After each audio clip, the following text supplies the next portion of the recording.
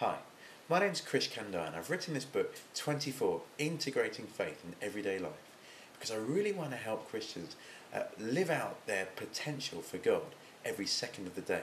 I must admit, my favourite TV programme is this series 24. I really would love to be that hero, Jack Bauer, saving the world in just those few hours.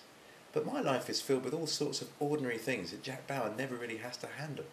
I have to eat, drink, sleep, recharge my mobile phone and even go to the toilet.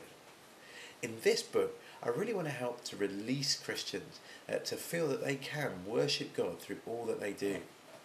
Often we feel a tension in ourselves. We feel we ought to be sharing our faith, reading the Bible, praying, going to church. But actually those things only take up a fraction of our time.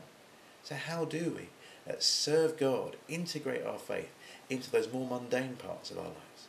That's the key to this book, and I think it offers something unique into the Christian marketplace. This is a very practical book.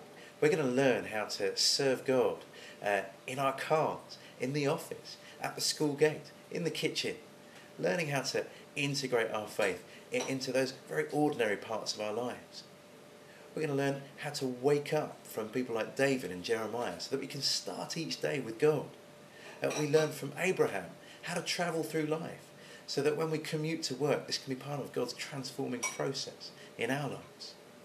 We learn from Paul principles about behaving in a godly way in the office and bringing worship to God through the very work that we do so that we don't get a preoccupation with occupation.